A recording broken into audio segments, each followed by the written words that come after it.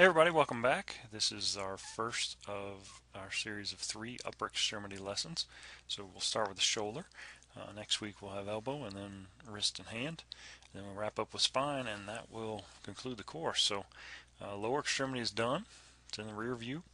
Now all we have left is the upper extremity and the spine and we will be complete. So the shoulder, we will approach this in much the same way we've approached the rest of the lower extremity so far. Uh, some of the key distinctions here: the shoulder has a high degree of mobility, but that comes at the expense of stability. So there's kind of an inverse relationship here. The more mobile a joint is, the less stable it is. The more stable a joint is, the less mobile it is. It is involved in a variety of overhead activities that are important in sport, making it susceptible to a number of chronic overuse repetitive injuries as well as acute injuries. Okay, so the anatomy of the shoulder joint and the shoulder girdle is worth mentioning. So the true shoulder joint is the glenohumeral joint, the glenoid fossa of the scapula and the humeral head. The shoulder girdle, on the other hand, involves the scapula, its articulation with the ribs, as well as its attachment via the clavicle. So as we go through a number of these injuries, this anatomy will be relevant. The scapula itself, this is an anterior view, so the ribs ordinarily would be in front of the scapula. So we see this large subscapular fossa that gives rise to the subscapularis muscle. Our lateral border here basically forms the edge that we can feel nearest the armpit. The medial border forms the edge we can feel nearest the spine. Our superior angle is usually pretty easy to palpate on our patient, and that superior border is pretty easy to palpate as well.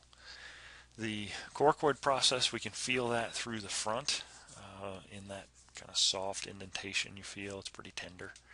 The acromion is more on top. We can't really palpate the glenoid cavity because the humerus is in position there. Soft tissue anatomy is listed here for you. Some things to note: this subdeltoid bursa, we'll talk about subacromial bursitis in the future before this lesson's over. We also see how the rotator cuff deepens and further stabilizes this structure. So you see the glenoid itself is kind of the floor, whereas the soft tissue forms the walls, so to speak. So you can think of this glenoid cavity almost like the T, and the humeral head is like a golf ball. It's the soft tissue that provide the added stability without compromising mobility. In the hip, we have a similar arrangement, but the socket of the ball and socket joint is quite a bit deeper, so it's more stable and less mobile. Muscular anatomy at the shoulder, in particular our pec major, our deltoid, biceps and triceps, and then we've got our smaller rotators of the rotator cuff: supraspinatus, infraspinatus, teres minor, and then the subscapularis that we can't see in this view form the four muscles of the rotator cuff.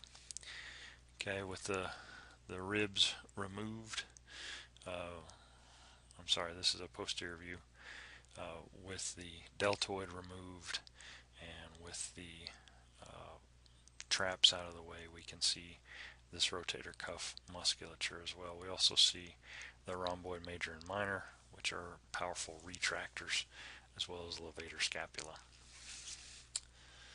Okay, here we can see the subscapularis.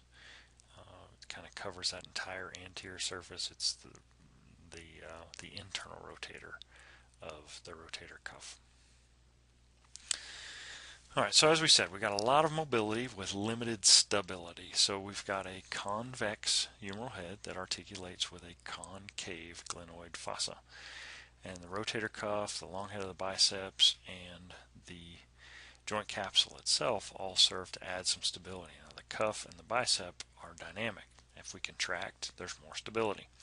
So the supraspinatus can compress the head, while the other rotator cuff muscles depress the humeral head during overhead movements. So lots of times in rehab we will limit overhead motion because of its risk for either causing or worsening impingement syndrome. Okay, we also know that that capsule, even though it's not contractile in nature, it is attached to dynamized structures. The muscles themselves intertwine. So you can kind of think about that joint capsule. It can't contract, but if my fingers represent muscle, if they're attached to my sleeve, as I contract, I can make that tighter.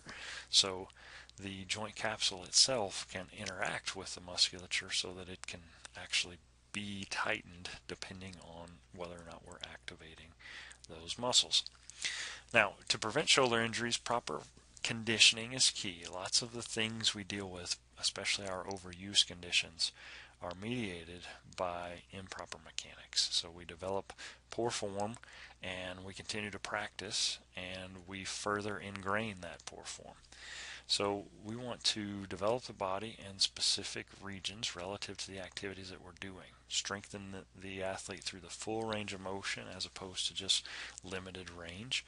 So we want to use warm-up before any explosive arm movements. So this could include internal external rotation with tubing, ABA deduction, overhead, internal external rotation, lots of different light resistance type exercises that can be helpful.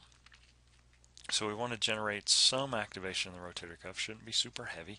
We also want to activate the scapular stabilizers and those muscles that move the arm, the primary humeral movement muscles. Contact and collision sport athletes should receive proper instruction on how to fall. We have what's called a Fuchs injury, a fall on an outstretched hand. And what happens there is force is transmitted up the extremity, and if we don't encounter it at the wrist or at the elbow, ultimately we encounter it at the shoulder. So teaching that athlete how to land and roll, it's one of the first things they'll teach a volleyball player is how to land and roll. We also can utilize protective equipment. This product is called a Simply Stable. It's a strap that ties into the shoulder pads that keeps the athlete out of that high risk abducted external rotation position. We also want to look at mechanics because if we're talking about a thrower, a pitcher, baseball pitcher, overhand thrower, then the mechanics they use during their motion has a tremendous impact on their shoulder health and on the stress and strain that their shoulder undergoes.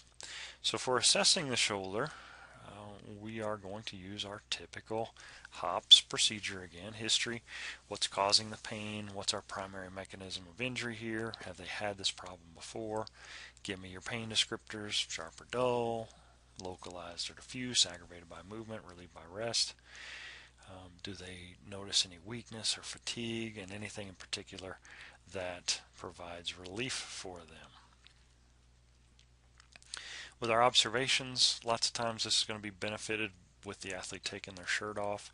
If it's a female athlete, a sports bra is just fine as long as we can see the scapula and how they look bilaterally. So we want to look at the overall height of the scapula themselves, the position and shape of the clavicle, is it bilaterally equal, the acromion and the height of the acromion, biceps and deltoid symmetry. Sometimes they'll have a flattening or an atrophy on one side. We also want to look for some postural issues.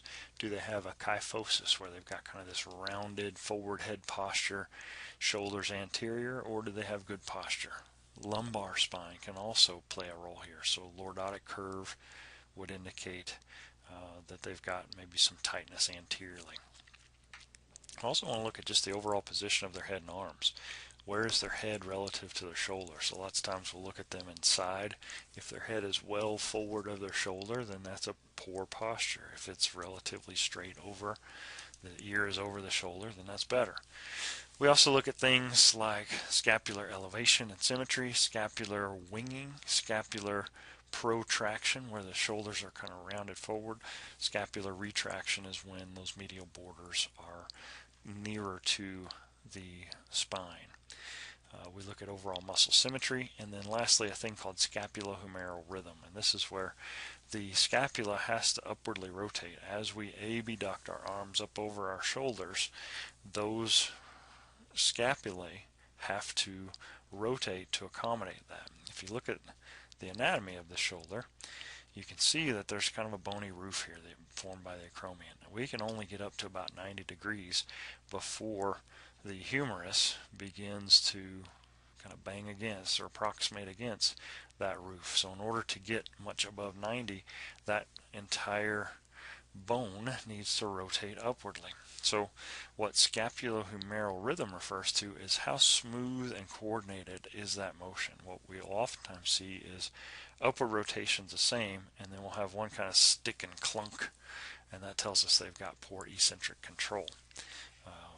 It's not terribly hard to fix, but it is a big issue. Okay, so our bony palpations, we just work our way around the scapula as well as the humerus. We can feel the SC joint proximally and medially. We work our way out through the clavicular shaft, the AC joint, coracoid process, acromion process, humeral head, the lesser and greater tuberosities. Bicipital groove you can usually feel in the anterior shoulder as they pull up. You can feel that kind of soft divot there.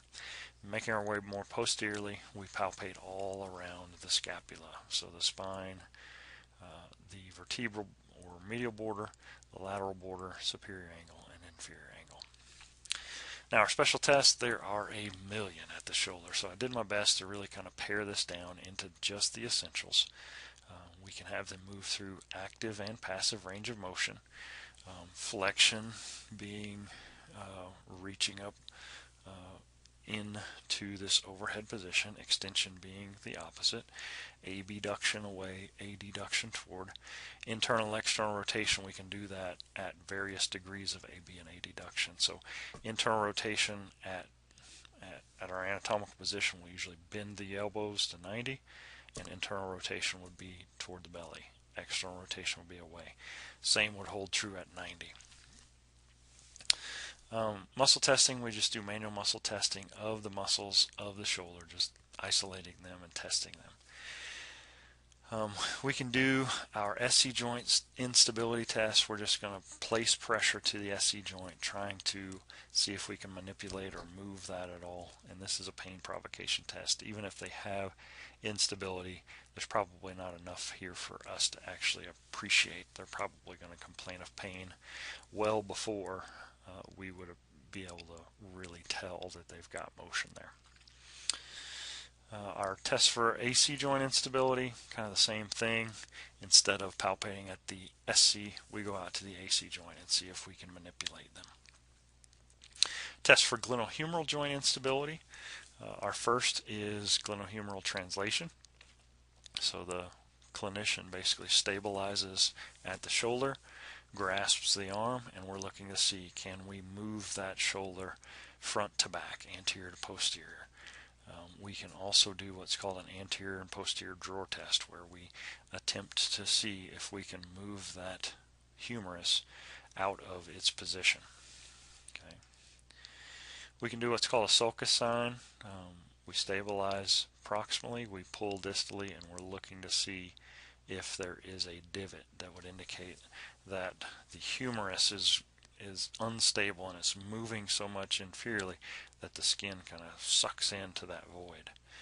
Another is the clunk test. This is where we're going to move them through some passive range of motion, looking for an obvious clunk that would tell us that they've got instability. Some pain provocation tests we do. The apprehension and relocation tests are pretty similar. Apprehension tells us as we crank them out into external rotation, they'll make a face. They don't like that. It's uncomfortable. Whereas a relocation test, we crank them out. They don't like it because they're unstable. They're starting to kind of come out of position. In this bottom picture here, you see his thumb over there. He's relocating that anterior display, so this would hurt, and now I put it back, it feels better, and now I take it off and it hurts again. That would be a positive relocation test.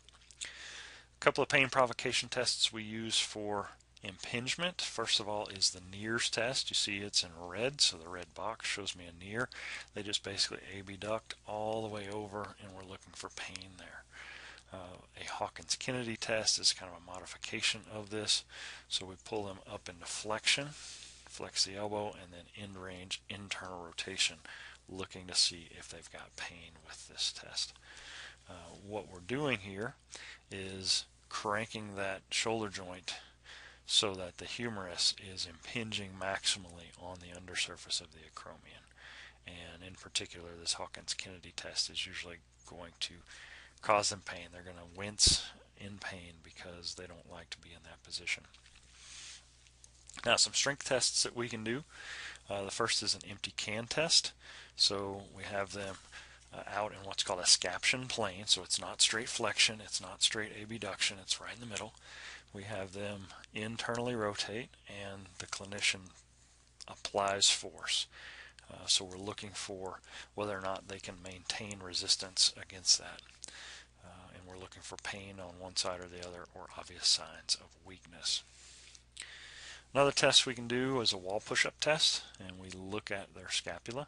If they've got serratus weakness or a loss of innervation to the serratus, then that scapula can't stay on the rib. It wings off, so we see this obvious sign that their scapular control rather is compromised. So that is the super condensed version of special tests for the shoulder. If you come over across the street, or those of you not in Lubbock, if you come to our program in athletic training, we'll spend probably 3 weeks on shoulder assessment, and we just plowed through it in about 4 minutes. So there's lots more to it than that, but for the sake of this course, really your key distinction is this something that's serious that needs to be transferred right away or transported right away, or is this something I can help them play through? So that's really what you're trying to decide. So one of the severe injuries that we see is a clavicular fracture. So this can occur as a result of a fall on an outstretched hand. They can fall directly on the tip of the shoulder. Usually it's going to be, our clavicle is kind of S-shaped. It's going to be right in the center. It's an S-shaped bone, so that middle third is usually the weak spot. They'll usually present supporting that injured arm with their head tilted toward the side. That's going to offload the muscles of the neck and reduce tension on that broken bone. The clavicle may appear to be lower, but what usually happens is that proximal fragment will jut upward. The distal fragment or lateral fragment really won't move much at all. These are managed a couple of ways. This can be done with a closed reduction, where they will be placed in this figure 8 brace that kind of offloads tension off of the clavicle, and they'll be in that brace for 6 to 8 weeks. After the brace is removed, they'll start with some rehab. If it's severe, or if there are other confounding variables, if it's a throwing athlete and they're throwing shoulder, then plates and screws may also be used. This may require surgical fixation. Scapular fractures are relatively rare, but they do happen, usually a result of direct impact or force transmitted up through the humerus. So these are 1% of all fractures head to toe, 3% of all shoulder girdle injuries, and 5% of all shoulder fractures. So we see more often than not humerus or other aspects of the scapula or clavicle fractures that occur before the body of the scapula is fractured. These are going to be tough to immobilize, as you can imagine. You know, if I've got a broken arm, I can stick that in a cast. It's really difficult to cast the scapula. So they're going to be placed in a sling, offloaded, and they're going to have follow-up x-rays. They may use that sling for 3+ weeks, and they can start some overhead strengthening around about week 1. Alright, so looking at humeral shaft fractures, on the other hand, these occur as a result, again, of a direct blow or fall on an outstretched arm. These can occur in the diaphysis of the bone, kind of the mid-shaft. across through the growth plate or over or across the humeral head. Lots of times in our younger patients we'll see the growth plate issue, the epiphyseal fracture, because that's a weak spot of the bone. So we'll see pain, swelling, point tenderness, and a decreased range of motion as a result of these. So here we see a diaphysis fracture. Here we see a fracture near the epiphyseal plate, and here we see a fracture through the humeral head. These are going to be splinted right away. Remove them from activity. This could be 3 or 4 months before they return. For that proximal fracture, where it involves the articular surface, this could be 2 to 6 months. The epiphyseal fracture through the growth plate heals pretty quickly because, as we've said before, that's an area of active bone growth already. SC joint sprains, we see these as a result of indirect force, blunt trauma. This may result in displacement. Anterior displacement isn't a big deal, but posterior displacement is. If you think of what's deep to that SC joint and the manubrium of the sternum, then we've got vascular structures, we've got respiratory structures there. A minor grade 1 sprain, they're going to have pain and a little bit of disability. With grade 2, they're really going to have difficulty getting out into this spread-armed posture. With grade 3, this is a dislocation, and if it dislocates posteriorly, it is potentially life-threatening.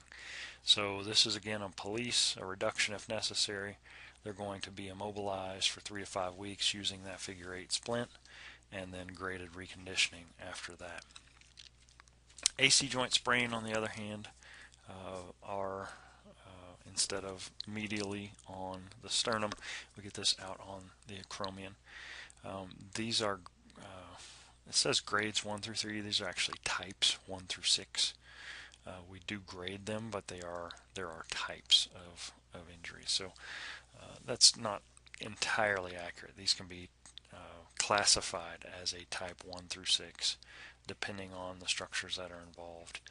With a type 1 through 3, we've got a rupture or a tear of the AC ligament, partial displacement. With the types 4 through 6, we've got posterior separation and loss entirely of the AC and CC ligaments. We're going to manage this through ice stabilization. We're going to refer it. This is an acromioclavicular dome pad that's commercially available that we can use to keep that tip of the shoulder from receiving force. We want to do aggressive rehab with all these joint mobilizations, flexibility and mobility exercises, but padding and protection are absolutely key. With glenohumeral joint sprain, that's the true shoulder joint. Usually this is forced abduction and external rotation. Same mechanism that we see with glenohumeral joint dislocations or subluxations, but this is more minor. We can usually manage this conservatively pretty easily. When they get full range without pain, we can start doing resistance exercises, but we do need to be aware of how this can turn into a more chronic condition or set the stage for more involved acute injuries. For instance, subluxations or dislocations. Okay, so here we see the patient's got this prominence anteriorly. She's got this flattened spot posteriorly, and just the position she's holding this in is indicative of a shoulder dislocation. So a subluxation, I think we've talked about this before, is when we get excessive translation where it doesn't completely go out of position, whereas with a dislocation it does. If we have this kind of arm tackle position out to the side and we get force out distally, then we end up with an anterior dislocation, whereas a posterior dislocation occurs from usually falling on an extended arm or receiving force through the arm, and it gets forced backward, like if we try to brace ourselves for impact. With these, that posterior dislocation, that arm's going to be carried in adduction and internal rotation. With anterior dislocations, we're going to see that humeral head kind of resting just anterior to the armpit.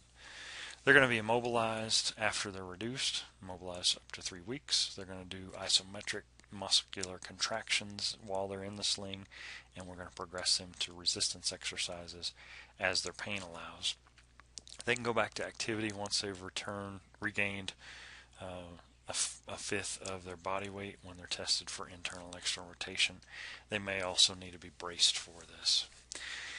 Dislocations oftentimes come with other injuries that occur just because that bone has popped out of position. Okay, so we may injure the rotator cuff that deepens that joint. We get what's called a SLAP lesion. This is a superior lateral anterior posterior lesion. We may also end up with what's called a Bankart fracture. So what you see here is this is an ultrasound image of a shoulder that has been reduced. So we're basically looking down through the top. So you see the glenoid here, and you see the humeral head. So this humeral head has moved anterior, like up toward the tidal, and when it moved anterior, it also moved medially. So it came to rest where you see these divots here is where the humeral head banged into the bony aspect of the glenoid. So we end up with a bony injury to the humerus called a Hill-Sachs deformity, and a bony injury to the glenoid called a Bankart lesion. So these can be pretty commonplace with dislocation. So any first-time dislocator automatically gets sent for x-ray examination, potentially more. If we've got a dislocator once, we've got a dislocator moving forward. Shoulder instability doesn't tend to get better over time. In fact, it tends to get worse. So we end up with chronic recurrent instabilities. They get more and more lax. The static restraints basically stop doing what they need to do, so all we have left are the dynamic restraints. So we can end up with clicking, catching, locking sensation, maybe a dead arm from time to time, especially during that cocking phase. With multidirectional instability, they have pain just about everywhere. Positive sulcus sign, clicking and popping. This is usually somebody who is either headed for discontinuation of sport or surgery, because conservative management usually doesn't solve all the problems. And even if it does, even if we get them stronger, 99.5% of the time there's going to be that one instance where they weren't contracting those muscles to provide dynamic stability and they pop out. It just takes one moment for all your hard work to be for naught. And I've had this happen. See this a lot in offensive linemen. They get unstable. They end up, engaged with a defender, and suddenly someone twists or stunts, and they try to change, and they end up dislocated or subluxed. This is a hypermobility issue, so we don't do joint mobs or stretching on these folks. It's just about strengthening. We can use various harnesses and restraints to try to add some stability, but surgery is usually going to be the best answer here for someone who wants to continue to play.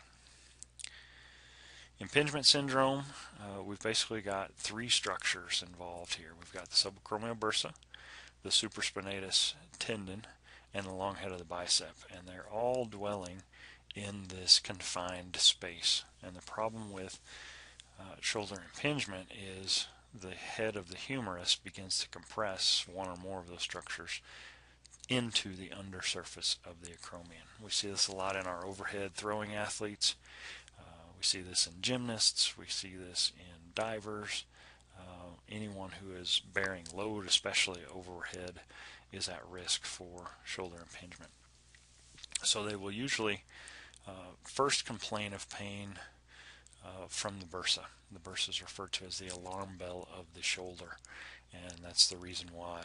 It tends to be traumatized first, and as it swells up, it consumes more of this available space, and it makes it more likely to be further traumatized. If you've got a swollen thumb, you slammed your finger in a car door, it seems like you bang that thumb on everything. Well, you do, because it's bigger than normal. Well, same thing occurs with the bursa.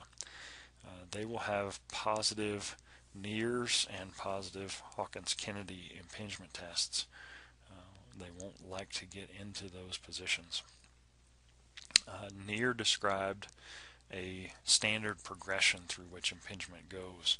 And if we've got a patient who is suffering from early stages of impingement, we can usually reverse that pretty easily. But the older they get and the more kind of entrenched those motor patterns become, the harder this is to intervene with. So stage 1, completely reversible. We start to get a little thickening of the rotator cuff and the bursa. We see this in our younger patients who haven't had a lot of reps just yet. Stage 2 is irreversible. We get some permanent thickening and fibrosis of the supraspinatus and the biceps tendon. They'll end up with aching that's worse at night. A lot of times they'll have difficulty sleeping for that reason, and they may experience some range of motion losses. With stage 3, they start to get a true tendon defect here or a partial thickness tear. This is in we see patients 25 to 40, but we're starting to see this in younger and younger athletes who are specializing earlier and participating year-round or nearly year-round. With stage 4, we've got atrophy in the rotator cuff, significant pain with abduction, and a great big tendon defect. Okay. So impingement involves rotator cuff trauma or rotator cuff disorder. So a typical rotator cuff strain may be a component of our impingement syndrome. So we want to address that as rapidly as possible. We don't tend to see full thickness tears in athletes unless they've had a long history of injury. Historically, we wouldn't see this in any athlete under the age of 40, but as I said, that's starting to change. Stage 2, 3, and 4 may require mobilization, rest, and surgery in order to fully repair. Scapular dyskinesis, break that word down. Dys means abnormal, kinesis, movement, motion. So this is abnormal motion of the scapula, sometimes referred to as a sick scapula, which makes sense because it is disordered, it is diseased. It's malpositioned, so the scapula is malpositioned. It's inferior medial winging. We see that lower corner wings out. They've got tenderness in the coracoid and movement or kinesis abnormalities in the scapula. This is usually repetitive use. We see this in our overhead or our throwing athletes, and changes are detrimental to normal function. Okay, so they start to maybe try to alter their mechanics, and in many ways it makes it worse. Okay, so if we look at this patient, you see how he's kind of side bent. We see this shadow that indicates he's got some winging, even though he's not even doing his wall push-up. Okay, that will be a sick scapula. It's kind of a slouched posture. You see this prominent inferior border and some posterior tipping. Okay, we manage this by trying to reactivate the muscles that aren't doing their job, those scapular stabilizers. We also want to stretch the posterior capsule because it may be contributing to this kyphosis that we've got going on. In this stage, our throwers, we're going to shut them down until they can improve that scapular positioning, because continuing to throw further ingrains motor patterns that are suboptimal. It's going to progressively make them worse. As we said, the bursa of the shoulder is referred to as the alarm bell. There's more than just the subacromial bursa, although it is the one that we tend to implicate in impingement most often. If we have bursitis repetitively over time, we can end up with fibrosis. That tissue gets kind of inert, it's not very elastic. We also get some fluid buildup that results from that constant inflammation. So this can be treated with cold, pulse ultrasound, anti-inflammatories. This is usually pretty easy to treat. We just need to remove what started it to begin with and then start to build back up with activities that don't worsen this condition. Adhesive capsulitis, we don't see this in athletes very often. We see this in older patients. They usually have a long history of shoulder pain, shoulder disease, that sick scapula, the loss of motion. So they end up with a contracted and thickened joint capsule that's kind of dried out. It doesn't move much.